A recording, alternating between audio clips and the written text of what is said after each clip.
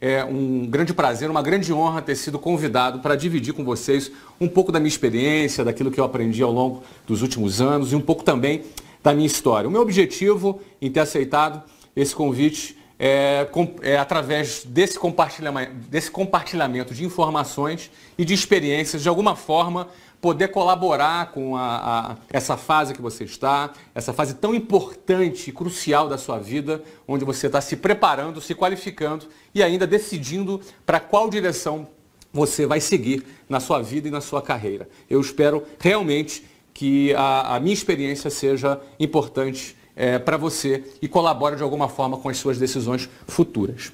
Bom, antes de começar a falar sobre a minha história, que é uma trajetória empreendedora, não é? Essa é a minha experiência profissional, ela está toda relacionada, quase que 100% relacionada a uma trajetória empreendedora. Então, antes de começar a falar sobre alguns detalhes dessa minha história, eu gostaria de compartilhar alguns conceitos sobre empreendedorismo que eu particularmente, a forma como eu enxergo o empreendedorismo. Eu gostaria de compartilhar isso antes com você.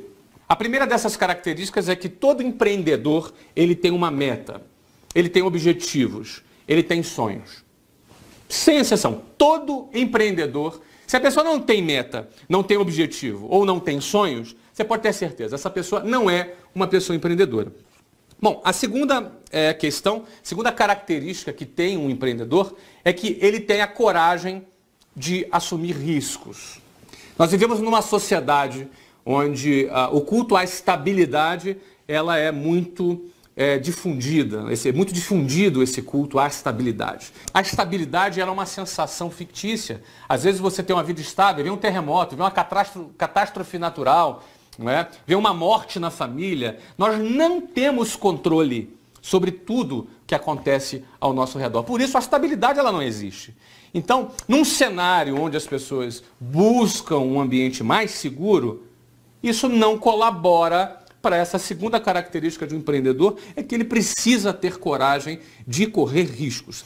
A terceira característica de um empreendedor, ele trabalha duro para concretizar o projeto dele. O empreendedor é aquele cara que é o primeiro a chegar e que é o último a sair. Ele não trabalha por horário, ele não trabalha porque isso é feriado, fim de semana. O empreendedor trabalha focado em sua meta, focado em seu objetivo.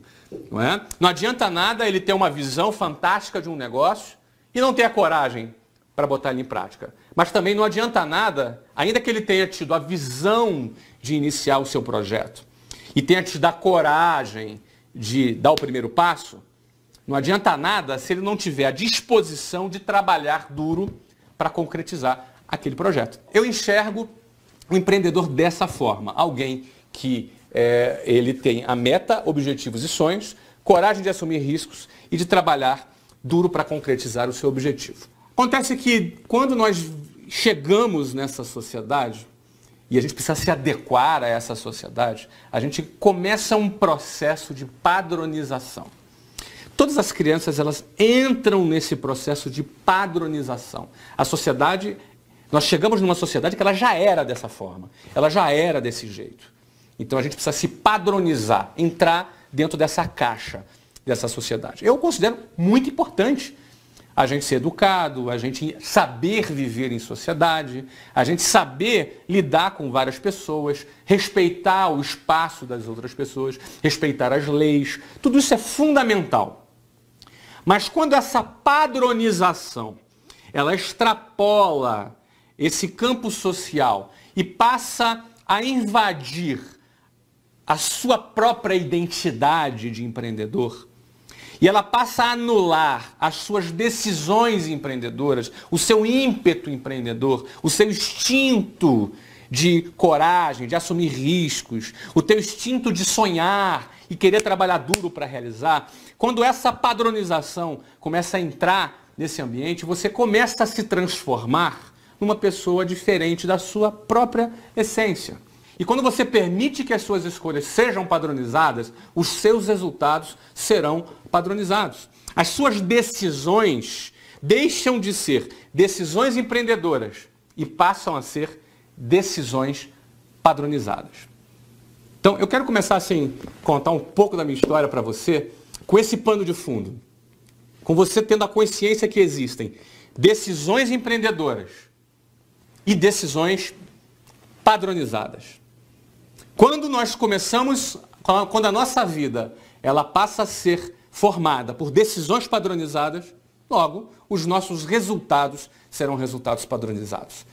Mas quando nossa vida é pautada por decisões empreendedoras, logo, nós vamos colher resultados também diferentes por conta desse tipo de decisão. Eu quero começar bem lá do início mesmo, não é? Eu venho de uma família de classe média baixa, minha mãe professora do município, dava aula de matemática em escolas públicas, e meu pai sargento do Exército.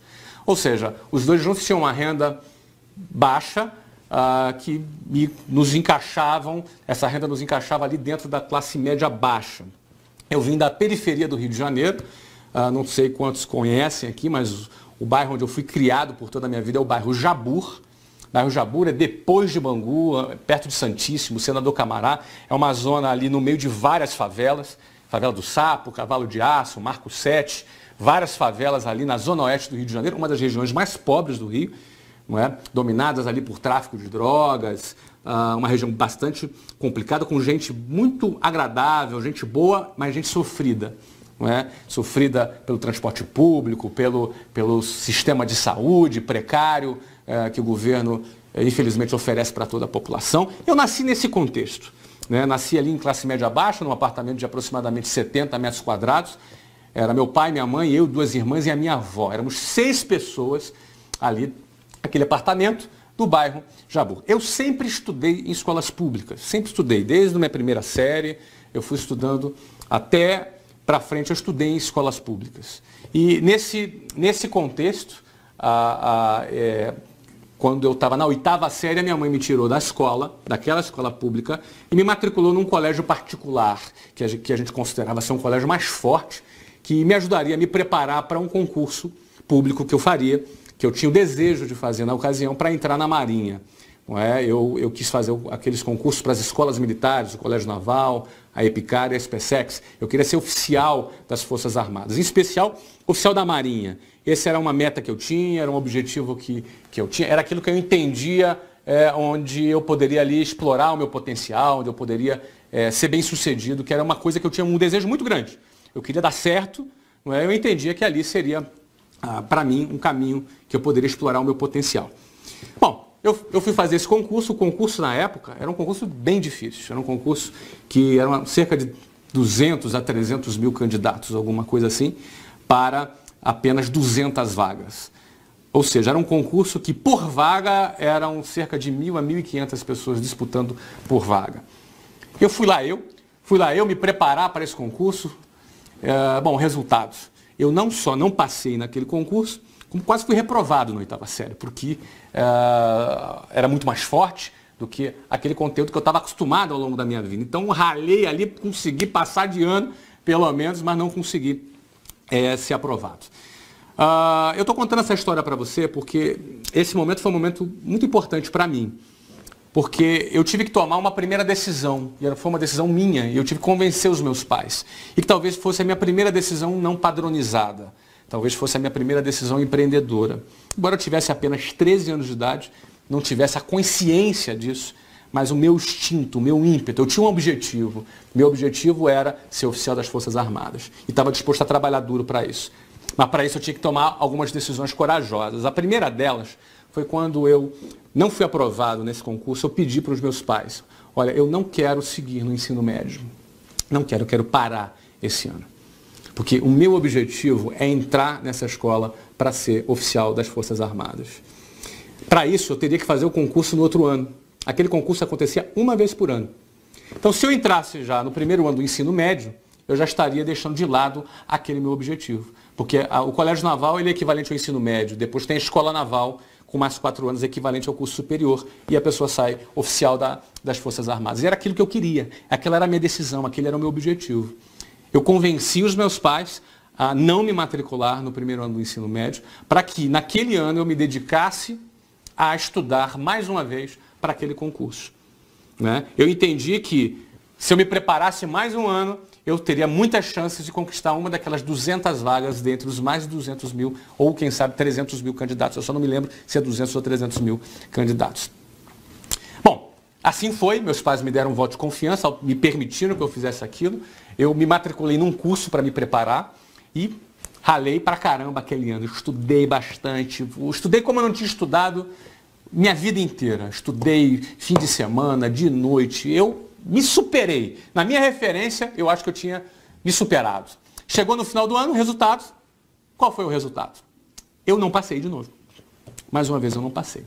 Eu fiquei talvez entre os 500 primeiros dos 200 mil, mas isso não era suficiente. Eram apenas 200 vagas. Mais uma vez eu não passei. Eu com 14 anos, eu terminando, não entrei no ensino médio, e com 14 anos eu não fui aprovado. Aconteceu o que talvez muitos temessem. Flávio, mas e se você não passa? Não importa, eu vou me dedicar, eu vou passar. E eu não passei. Eu fracassei mais uma vez naquele ano. Diante daquele resultado, obviamente, que nem eu e nem meus pais ficaram satisfeitos, mas ao mesmo tempo meus pais reconheceram bastante o quanto eu me dediquei.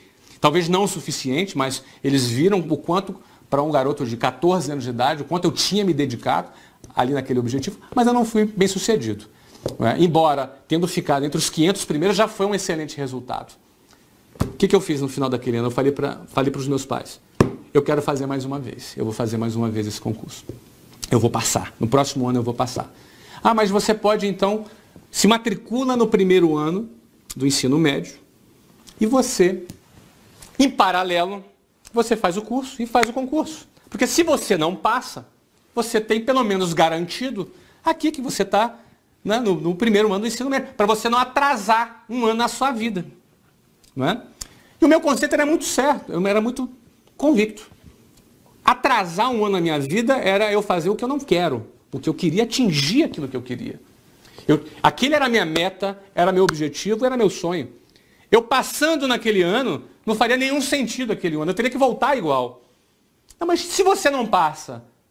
Não, eu não passa, eu vou me dedicar, eu vou pagar o preço que for necessário. Essa foi a minha decisão. Convenci os meus pais, mais uma vez, disso. Convenci os meus pais. E aquele ano eu falei, não, eu vou estudar 2 vezes. O que eu achei que eu estudei muito, então não foi suficiente. Eu vou estudar o dobro, vou estudar mais.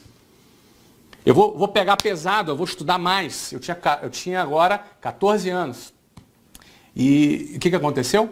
Eu comecei aquele ano, aí estudei mais mesmo, estudei fim de semana, estudei mais. E além de ter estudado mais, eu também já tinha avançado, já tinha aprendido, eu já estava mais tarimbado naquele concurso. Bom, o resultado ao final da minha terceira tentativa, não é, com 14 anos, virando o ano que foi 1988, eu entrei no Colégio Naval, fui aprovado nas três provas, fui muito bem classificado e fui aprovado e entrei no Colégio Naval. É fato que hoje eu não sou um oficial da Marinha, você já faz ideia que eu não segui a carreira na Marinha. Não é? Eu não me identifiquei, porque na realidade dentro daquele processo eu via que eu precisava ser super padronizado dentro de um outro sistema.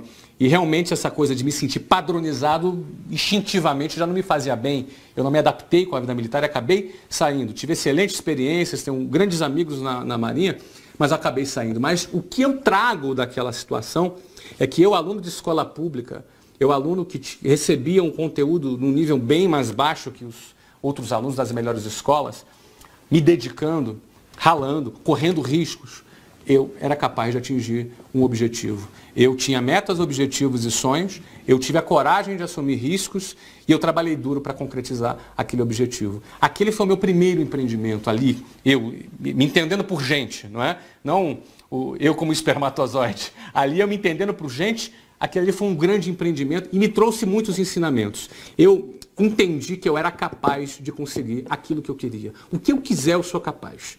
O que eu quiser. O que eu botar na minha cabeça, eu sou capaz de conseguir. O que eu quiser. Agora eu vou ter que ter coragem de correr riscos. E eu tenho que ter disposição para ralar e trabalhar forte. Não é? Então, eu consegui hoje, fazendo essa análise, na época eu não tinha essa análise, mas fazendo hoje essa análise, eu vejo que aquilo foi muito importante para mim. Em especial, quando eu, saindo do Colégio Naval, meu novo objetivo eu gostava muito de matemática, física, exatas, eu tinha um excelente resultado nas provas, eu tinha muita facilidade. Então, eu escolhi fazer engenharia da computação, engenharia mecatrônica, ou engenharia de sistemas. Não é? Essa foi a área que eu escolhi para eu estudar.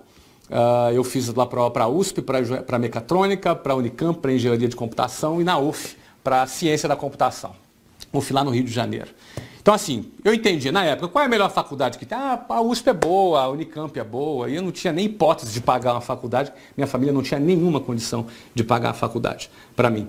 Então, eu vou para essas melhores faculdades. Fiz o vestibular no final do terceiro ano, eu saí do Colégio Naval, fiz o vestibular. Foi muito fácil passar em todos os vestibulares, porque eu já estava muito preparado. Toda a preparação que eu fiz para aquele concurso me deu... eu estava preparado o suficiente, passei em todos os vestibulares e estava pronto para ir para a Unicamp, que tinha sido a minha escolha. Eu ia estudar na Unicamp, engenharia de computação. E aí uma história de amor começa. Eu conheci a Luciana, eu tinha 18 anos de idade, a Luciana tinha 15 anos de idade. Ela era linda. Aliás, ela é até hoje. Eu sou casado com a Luciana até hoje. Vamos fazer agora no final do ano, 21 anos de casados. Mas eu me apaixonei pela Luciana. A primeira menina que eu me apaixonei, e eu falei, não, eu não quero sair do lado dessa menina de jeito nenhum. Eu não vou para São Paulo. Eu não vou para São Paulo, eu não vou para a Unicamp. Aí um monte de gente já me chamou de maluco. Você tá louco, cara, vai para a Unicamp, você passou para lá, vai para lá. Não, eu não vou mais. Não vou para a Unicamp, me apaixonei pela Luciana, é do lado dessa menina que eu quero passar o resto da minha vida. Não é? Então, em 1991, como eu decidi não ir para a Unicamp, a minha decisão então foi ficar no Rio de Janeiro, na UF, estudando ciência da computação. A minha matrícula na UF, ela começaria no segundo semestre de 91. Então eu tinha o primeiro semestre inteiro, que eu não tinha nada para fazer, eu já tinha 19 anos, eu pensei, pronto, vou arrumar um emprego. Pela primeira vez vou trabalhar, nunca tinha trabalhado. Eu comecei tarde a trabalhar, com 19 anos eu até considero que eu comecei tarde. Mas eu falei, olha, eu vou ter uma experiência profissional. Minha faculdade era de manhã, ou seja, eu não tinha a menor possibilidade de trabalhar, não é? Estudando de manhã, mas até começar a faculdade eu vou arrumar um bico, vou arrumar alguma coisa para eu poder ter pelo menos alguma experiência profissional. Vi um anúncio no jornal e eu falei, cara, tá aqui, ó, esse anúncio eu vou lá. Se eu for selecionado, se eu não for, pelo menos é uma experiência que eu vou ter. Então, assim eu tomei a decisão de buscar meu primeiro emprego. Não é? E quando eu fui para esse anúncio, acordei lá, 5h30 da manhã, peguei lá o meu 396 lá no ponto final do Jabur, Praça Tiradentes, e o ônibus era lotado de gente, era 2 horas pela Avenida Brasil, 1h30, 2 horas, se tivesse trânsito, pela Avenida Brasil, com ônibus lotados. Lá fui eu para a minha primeira entrevista de emprego. Cheguei lá às 8 horas da manhã. Quando eu cheguei, tinha uma fila de umas 200 pessoas na fila. Eu fui ser atendido meio-dia e por uma razão que você não me pergunte qual, eu fui selecionado para participar de um processo seletivo com 40 pessoas. Nesse processo seletivo eu me encantei. Eu conheci a empresa, eu conheci a filosofia da empresa, eu conheci como eles pensavam. Enfim, eu tive um contato com esse ambiente empresarial, eu tive um contato com uma linguagem mais corporativa que eu nunca tinha tido. Até então, eu me media pelas minhas conquistas acadêmicas, eu era inteligente, eu passava no concurso, eu passava no vestibular. Pô, bacana, minha autoestima estava bacana, porque eu me sentia vencendo dentro daquele cenário. Mas quando eu entrei no ambiente corporativo e vi todo aquele cenário, eu falei, opa, existe um mundo aqui que eu não conheço. Existe um mundo que eu não conheço. Naquela empresa existia um plano de carreira, existia um processo meritocrático. O emprego que eu fui buscar era na área comercial, ou seja, o meu trabalho, caso eu fosse contratado, era matricular novos alunos, era trazer novos alunos para a escola, não é? Era vender a ideia daquele curso de inglês para trazer novos alunos para a escola. Não é? E não era lá um trabalho muito recomendado, porque eu não tinha salário fixo, não tinha carteira assinada, eu ganhava comissão. Era essa a minha condição, eu ganhava comissão. Então, você já pode imaginar, não é? Talvez muitas pessoas da minha família, não, isso aqui é uma coisa instável, isso não tem segurança, isso não tem futuro. Não é? Muitos amigos, Flávio, você é um menino inteligente, ela está vendendo o curso de inglês. Não é? Então eu acabei me envolvendo, eu me apaixonei por aquilo. Gostei de realizar o trabalho e, em especial, eu me apaixonei pelo plano de carreira. O plano de carreira daquela empresa dizia, ó, se você cumprir tal meta, você vai chegar a um determinado cargo, você vai ganhar tanto. Se você cumprir tal meta, você chega a tanto. Eu falei, cara, peraí. Se eu tenho um objetivo, tenho a coragem de assumir e estou disposto a pagar o preço, cara, só depende de mim. Se só depende de mim, eu vou fazer. Não é? Então eu entrei naquele trabalho, agarrei aquela oportunidade que para muitos não era nada recomendável, e não era mesmo, do ponto de vista padronizado, do ponto de vista convencional, não é? Não era mesmo, mas eu estava muito mais voltado para os meus objetivos e o que aquilo poderia colaborar comigo do que com a padronização. Eu encarei aquilo e fui adiante. E outra coisa, aquele trabalho me dava a perspectiva rápida de eu me casar com a Luciana. Era o meu objetivo, eu queria me casar com a Luciana. Não é? O mais rápido possível. Era o meu objetivo, eu estava apaixonado e eu tinha certeza que eu queria passar o resto da vida do lado dela. O que aconteceu? Eu peguei, comecei a trabalhar, e trabalhei forte, de manhã, de tarde, de noite, cumprindo as metas. Cheguei a gerente em 2 meses e meio. Ou seja, com 2 meses e meio de empresa eu já ganhava, tipo, a moeda de hoje, né? Que na época era cruzeiro, né? Então a moeda de hoje, tipo, uns R$2.000. Eu tinha 19 anos de idade. Não é? Fui trabalhando, fui transferido para a Venezuela, naquela empresa. Voltei para o Brasil, cheguei a um cargo de diretor. Aos 20 anos, eu tinha 20 anos e a Luciana 17 anos, eu me casei com a Luciana. Eu tinha 20 anos e a Luciana 17 anos. Muitos me chamaram de louco, de maluco, você tem que aproveitar a vida. Eu respeito, né? Eu acho que cada pessoa, eu respeito a decisão de cada pessoa. Mas para mim, aproveitar a vida era estar do lado da Luciana. Para mim, aproveitar a vida era construir a minha família, era construir a minha história. Essa era a minha forma de ver. Eu não queria estar padronizado, que não, tem que aproveitar a vida, tem que, enfim. Eu queria, era aquilo que eu escolhi para mim. Encontrei a pessoa certa e eu queria me casar com aquela pessoa. E me casei aos 20 anos de idade e ela com 17 anos. Aos 23 anos de idade, eu já ocupava um cargo de diretor e já ganhava um bom salário. Talvez eu ganhasse equivalente a uns R$15.000 hoje. Não é? Eu com 23 anos, a Luciana 20 anos. Luciana trabalhava na administração, ganhava mais uns R$2.000. Então talvez nós dois juntos já tivéssemos um equivalente a uma renda de R$17.000. Eu tinha 23 anos e ela 21 anos. Não é? É óbvio que no meio desse período eu já não tinha mais nenhum interesse na área de tecnologia, na área de ciência da computação. Minha faculdade ficou trancada lá. E eu fiquei dedicado 100% ao meu projeto. Só que com 23 anos, ainda que eu estivesse já ganhando esse salário, que era um bom salário, é um bom salário hoje, imagina na época, não é? Que já era um bom salário, eu já tinha uma vida mais estabilizada, eu já tinha um bom carro, não morava mais no bairro Jabu, morava já na zona sul do Rio de Janeiro, mais perto do trabalho. Ou seja, aos olhos convencionais, eu estava estabilizado, eu já estava numa situação melhor. Inclusive, muitas daquelas pessoas que no início me criticavam, que achavam que era loucura, que sai desse negócio, isso não tem futuro, já passavam ali. Eu já tinha 23 anos, casado, ganhando esse valor aí que eu falei para vocês, eu já passava já mais ser respeitado, mais bem tratado, as pessoas, realmente, né? Alguns até falavam, olha, eu sempre acreditei em você, eu falei, tá bom, não é? Então é sempre assim, não é? Mas uma decisão padronizada nesse momento seria o quê? Não, agora eu conquistei esse patamar, beleza, eu vou agora aqui manter aqui, né, minha situação. Não foi isso que eu fiz, não foi isso que eu fiz. Eu enxerguei que aquela empresa tinha algumas falhas, eu enxerguei que o produto dali tinha as suas limitações, não é? E percebi também que eles estavam tendo um resultado financeiro muito alto e não estavam dispostos a investir naquele processo. Além de eu achar que aquilo comprometia o futuro daquela empresa, comprometeria também o meu futuro. Então, a minha decisão foi simples, eu pedi demissão.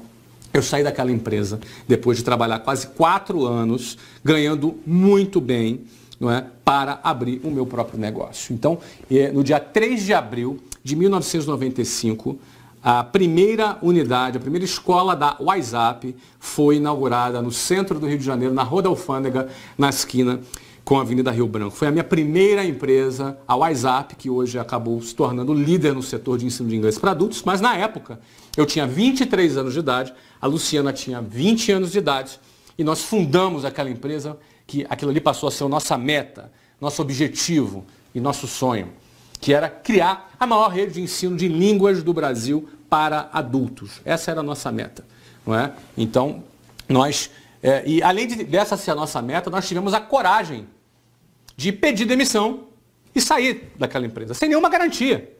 Simplesmente nós pedimos demissão e saímos.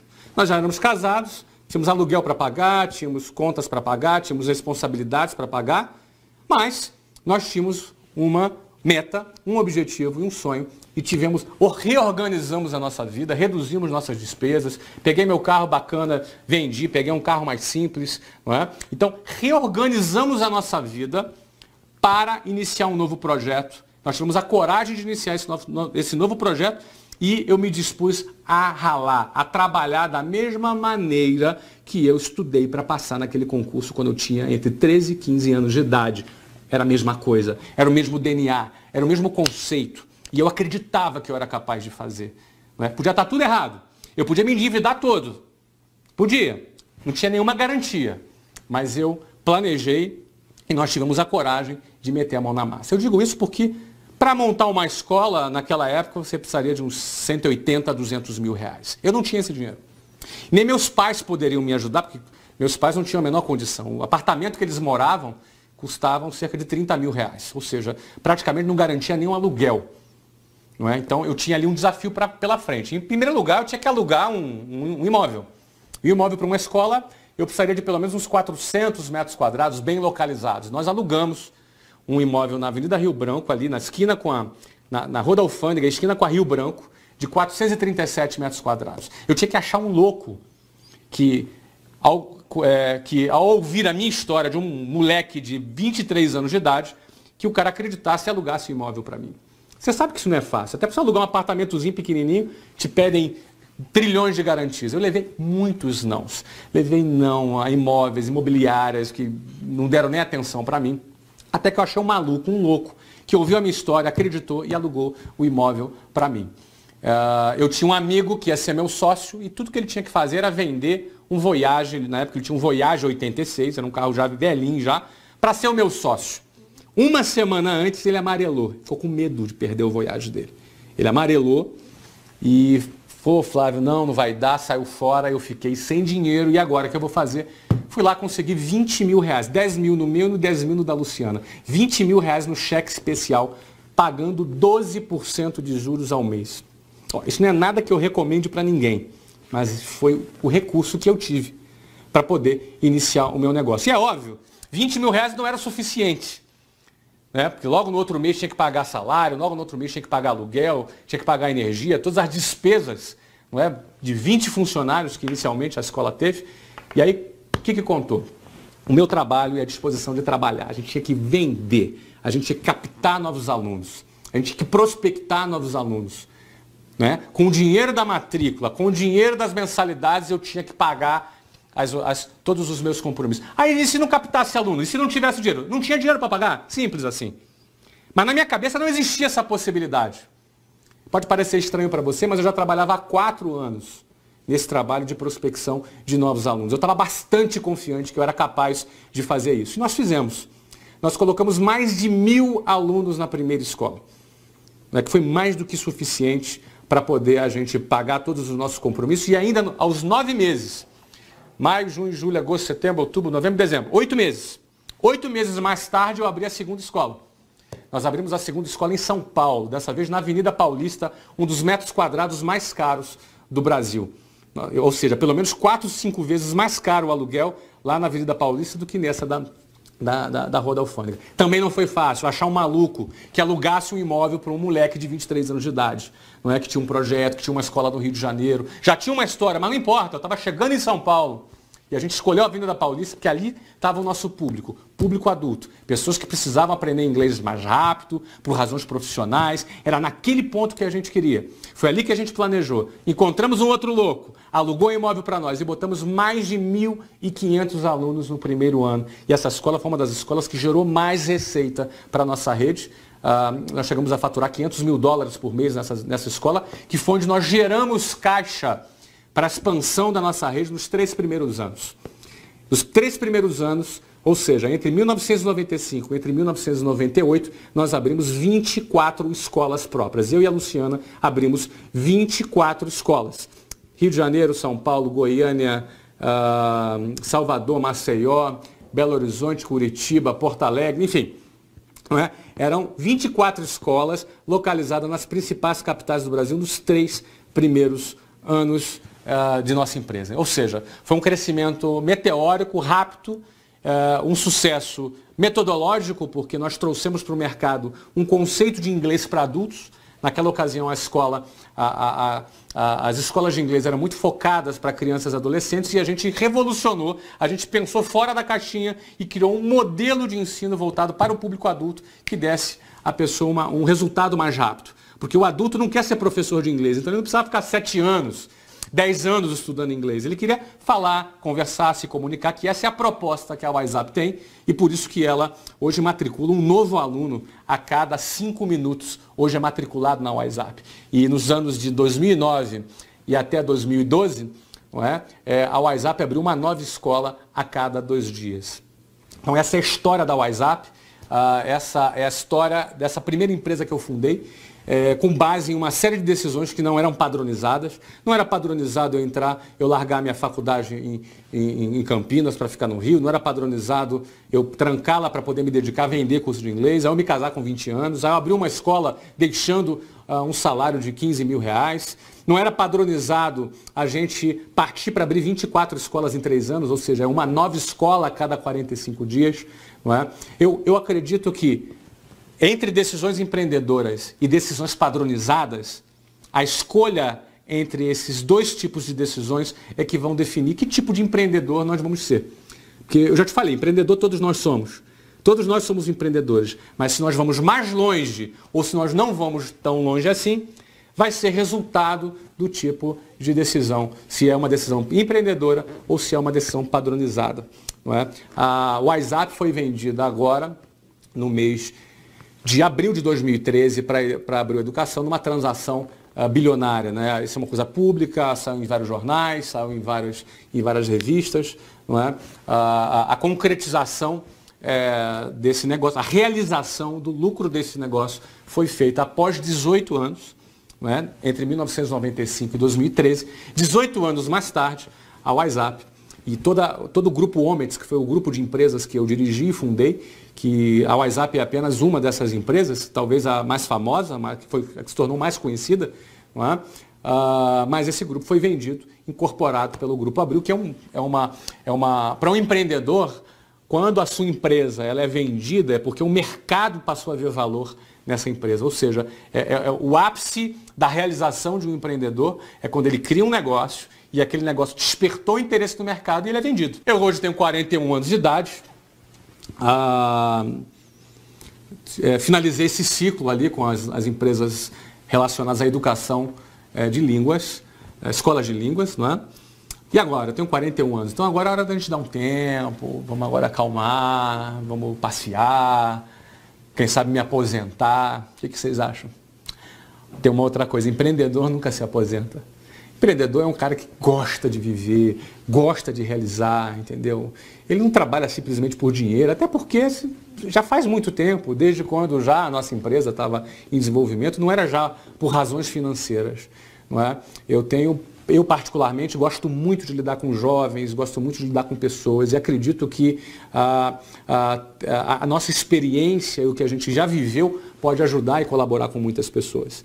Então, não faz sentido agora para mim eu me aposentar. Então, eu já estou envolvido aí com alguns empreendimentos. Não é? Um deles, em 2009, nesse período, né, eu morei, além de ter morado na Venezuela e no Brasil, eu morei na Austrália também, morei nos Estados Unidos, Barcelona, e hoje eu moro em Londres. E desde Londres, de lá de Londres, eu comando os novos negócios que eu acabei me envolvendo nos Estados Unidos e no Brasil. Nos Estados Unidos, eu comprei um time de futebol. Não é? Eu gosto bastante de futebol, como todo brasileiro, e Orlando City Soccer. Se você quiser entrar lá no Facebook, conhecer, seguir a nossa página, nós estamos agora negociando a nossa entrada na MLS, Major League Soccer, que é a primeira divisão do futebol nos Estados Unidos. Eu falo futebol, é soccer, o futebol mesmo, o nosso futebol. Não é? Talvez muitos pensassem, nossa, o cara vai investir em futebol nos Estados Unidos, onde o mercado não é tão desenvolvido. Bom, pois é lá mesmo que o empreendedor quer investir. É lá mesmo, onde o esporte não é desenvolvido, onde o empreendedor ele quer entrar. Lá nos Estados Unidos, um clube é uma empresa. Então, assim, muitas vezes me perguntam, cara, tu é flamenguista, por que você não investe no Flamengo? Eu não posso comprar o Flamengo, não é? O Flamengo é um clube. Lá nos Estados Unidos, os clubes são empresas. Então, eu comprei um clube de futebol. Nós estamos entrando na primeira divisão do futebol lá nos Estados Unidos em 2015. Vamos levar uma grande estrela brasileira para jogar. Não é? E minha meta nesse clube, meu objetivo, o meu sonho é construir uma marca global de futebol. Assim como Manchester City, assim como Chelsea, assim como, enfim, como Flamengo, como Corinthians, como, enfim. Não é? Nós vamos construir uma marca global de futebol e onde dentro de um mercado onde atualmente, só para você ter ideia, os torneios nos Estados Unidos já têm 50% mais público do que o Brasil. Pra você ter ideia, a média do campeonato carioca nos estádios é de 2.300 torcedores por jogo. A média do campeonato paulista é de 5.000 torcedores por jogo. A média do campeonato brasileiro, que é o principal campeonato no Brasil, é de 12.000 torcedores por jogo. É óbvio que tem jogos com 50.000, mas na média, 12.000 torcedores por jogo. Lá no Brasil, aqui, só para você ter ideia, lá nos Estados Unidos, a MLS tem uma média de 18.500 torcedores por jogo. Ou seja, a média de público nos Estados Unidos já é 50% maior do que aqui, no país do futebol, do Campeonato Brasileiro. 3,5 vezes maior do que o Campeonato Paulista, 9 vezes maior do que o Campeonato Carioca. Então, o futebol nos Estados Unidos está explodindo. Nós entramos agora no futebol e minha meta com esse clube é criar uma marca global de futebol. Recentemente fizemos um amistoso com o atual campeão brasileiro, o Fluminense. Foi transmitido ao vivo aqui pela Sport TV no Brasil. Quase a gente ganhou. A gente perdeu o jogo por 4-3 para o Fluminense. Foi um jogo bastante interessante. Esse é um dos empreendimentos que eu estou envolvido. Um segundo empreendimento que eu estou envolvido é o Geração de Valor. Talvez alguns conheçam, talvez outros não conheçam. Eu convido você para visitar canal Geração de Valor no Facebook, facebook.com/canal Geração de Valor. Eu diariamente atualizo esse perfil. Eu pessoalmente tenho esse perfil com a finalidade de compartilhar minhas experiências, compartilhar conhecimento, encorajar e desafiar pessoas a acreditarem no seu potencial e a empreenderem. Só para você ter ideia, nesses últimos 24 meses eu fundei esse canal, criei esse perfil e comecei a escrever. Hoje nós temos mais de 1.200.000 pessoas que participam desse canal, que seguem o Geração de Valor no Facebook e acabam tendo contato com o conteúdo que eu pessoalmente desenvolvo. Inclusive, eu convido a você a entrar na página e interagir comigo. Eu interajo ali com a página todos os dias, sem exceção, eu participo dessa página. Então, esse é um empreendimento que eu tenho bastante carinho, que é onde eu divido meu conhecimento, que é onde eu ali compartilho minha visão e experiências com jovens que estão ali iniciando a sua carreira, e você é convidado a participar também dessa página. No segundo semestre, agora no final desse segundo semestre agora, nós vamos lançar a segunda fase do Geração de Valor, que para aqueles que querem se aprofundar, nós vamos criar eventos e cursos voltados para quem deseja explorar mais o seu potencial e para quem deseja empreender. Você está convidado ali, ao participar da página, você já vai ficar antenado de tudo que está acontecendo por ali. Não é? E tem mais novidades, tem mais coisas que eu ainda não anunciei e que em breve vou anunciar a respeito dos meus novos empreendimentos. Mas o que eu quero deixar aqui registrado para você é que eu venho de família de classe média baixa, eu venho de escolas públicas, tá? Eu não tenho QI, quem me indique, eu nunca tive nenhum favorecimento, nunca fiz negócios com o governo, aliás, não quero, nunca fiz, nunca pretendo fazer negócios com o governo, não é? Então, eu entendo que eu não sou melhor do que ninguém. Eu passei 2 horas, de 2 horas para ir, entre 2 horas para voltar, 4 horas por dia amassado dentro de um ônibus ou dentro de um trem para ir e voltar do meu trabalho, mas com uma meta, com um objetivo e com um sonho. Eu não sou melhor do que você, eu não sou melhor do que ninguém. Não é? Eu acredito que quando você tem uma meta, um objetivo e um sonho, quando você tem a coragem de assumir riscos e está disposto a trabalhar forte, quando você, acima de tudo, você abandona o padrãozinho, abandona aquela caixinha, não é? Abandona aquela maneira, não é? Você rejeita aquela forma convencional e padronizada que te foi apresentada. Um novo cenário abre para você, não é? Você passa a acreditar que você é capaz de realizar. E quando você acredita, quando você sonha e tem coragem, está disposto a trabalhar, as suas chances de vencer, elas aumentam muito mais. Então, a mensagem que eu quero deixar para você é que acredite no seu potencial. Tá? Não se intimide com as chacotas ou com as críticas. Não é? Tenha coragem de pensar fora do padrão. E se faz muito tempo que não estão te chamando de louco, é que você deve estar errando alguma coisa. Porque todas as vezes que você resolver sair do padrão, você vai ser criticado, vai ser chamado de louco. Acho que o Brasil, o mundo precisa de novos líderes, pessoas corajosas que sejam dispostas a fazer a diferença. Em todos os setores da sociedade, inclusive na política, inclusive no setor empresarial, no setor das organizações não governamentais, no setor social. Não é? Eventualmente você é um cara mais artístico, então empreenda no seu lado mais artístico, tenha coragem de assumir aquilo que você quer, né? De correr riscos para você realizar o seu projeto de vida. Cada um tem seu projeto, eu contei o meu aqui, isso aqui não é uma regra, não é? É minha vida, minha história, mas eu acredito que para a sua vida, para o seu projeto de vida, o que você quer alcançar para você, eu acredito que esses princípios, de alguma forma, pelo menos eu desejo que tenha colaborado com você. Tá legal, gente? Pessoal, um grande abraço, um prazer imenso aqui ter investido esse tempo junto com vocês. Eu desejo tudo de melhor, todo sucesso para você na sua carreira. Um abraço.